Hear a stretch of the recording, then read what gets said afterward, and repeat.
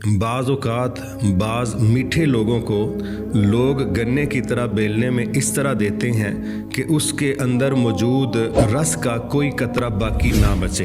ये खूब निचोड़ने के बाद मुआशरा उस बंदे को पता क्या कहता है, ये पहले जैसा मीठा नहीं रहा, अब इसकी ज़ुबान में चिड़चिड़ापन आ गया, अब इसके लहजों में कड़वाहट आ गई है।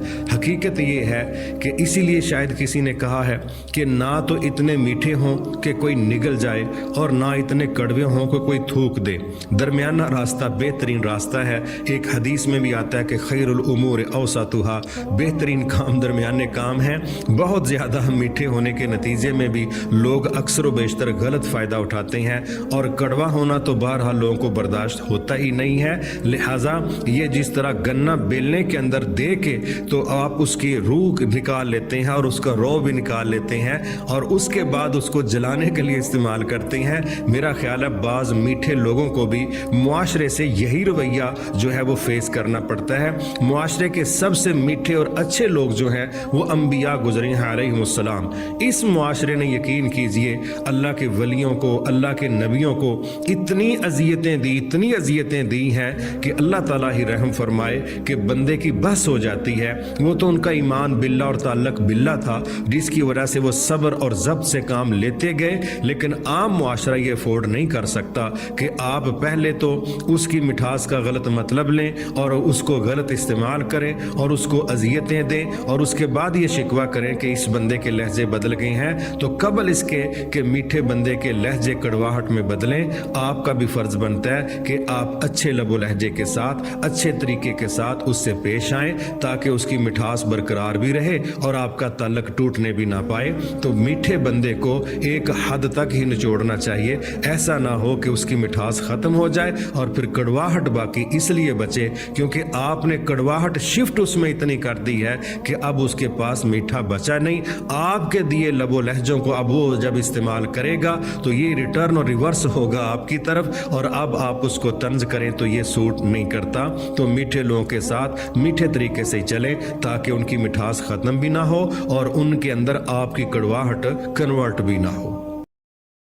किसी का बच्चा रोए तो दर्द सर में होता है, अपना बच्चा रोए तो दर्द दिल में होता है। इसकी क्या वजह है? हकीकत है जब एहसास तब्दील हो जाते हैं तो उसके बाद दर्द की लोकेशन बदल जाती है। हालांकि एक अच्छा इंसान होने के नाते किसी भी इंसान की तकलीफ़ हमारी तकलीफ़ ही होनी चाहिए, क्योंकि नबी सल्लल्लाहु अलैहि वसल्लम ने फरमाया कि मुसलमानों की मिसाल एक जिस्म की है जिसके एक हिस्से में दर्द हो तो बाकी हिस्से भी उस दर्द को महसूस करते हैं। अगर हमारा उम्मत मुसलमान वाला ये भी न हो जो अल्लाह के नबी ने दिया है तो फिर किसी के बच्चे के रोने की जो आवाज़ है वो सर दर्द नहीं बनेगी, उसका दर्द भी हमारे दिल में होगा। लेकिन अगर ये नबवी वियन नहीं होगा तो फिर वही होगा जो हमारी तबीयतों के अंदर मुआशरे में मौजूद है कि अपना बच्चा रोए तो दर्द दिल में, बेगाने का रोए तो दर्द सर में। तो अपने एहसास की इस्लाह कीजिए। उम्मत के बच्चे, उम्मत के लोग हमारे बच्चे हमारा वजूद का हिस्सा है। जब आप इस पॉलिसी पर चलेंगे आप एक आला तरीन अखलाक के मालिक होंगे, आप एक नबवी पॉलिसी पर चलने वाले लोग होंगे, आप इत्तिबाए सुन्नत को इख्तियार करने वाले बंदे होंगे। और जो किसी के बच्चे के रोने का दर्द भी अपने दिल में महसूस करता है फिर ये वो शख्स होता है कि जिसको कहते हैं ना कि सारे जहां का दर्द हमारे सीने में है, हमारे जिगर में है।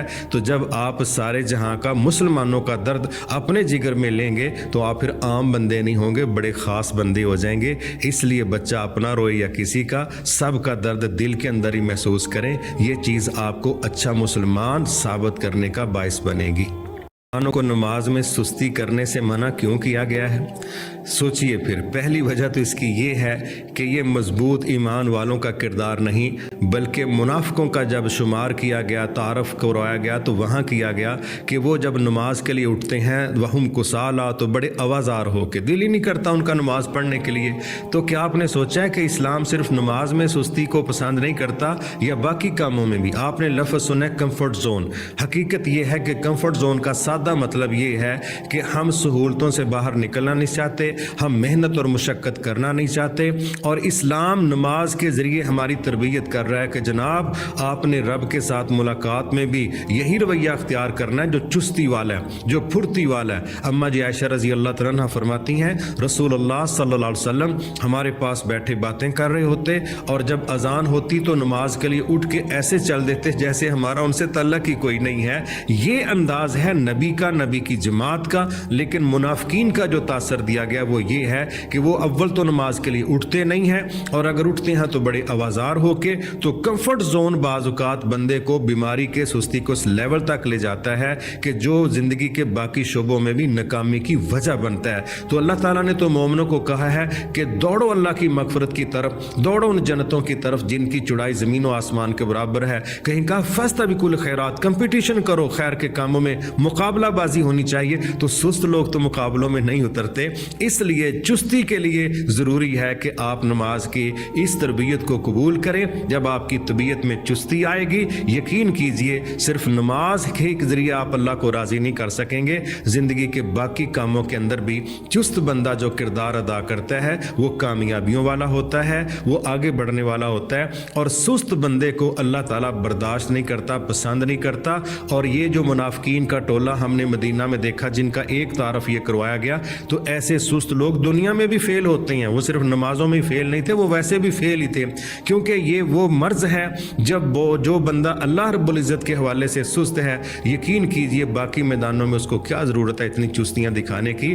تو آپ لوگ نماز کی اس تربیت کو کمفرٹ زون کے ساتھ جب جوڑیں گے تو صاف سمجھ آئے گی کہ کامیاب لوگ کمفرٹ زون سے باہر رہتے ہیں، محنت کرتے ہیں، اور زبردست محنت کرنے کے بعد جو راحت ملتی ہے سست لوگ کبھی بھی یہ ذائقہ چکھ نہیں سکتے۔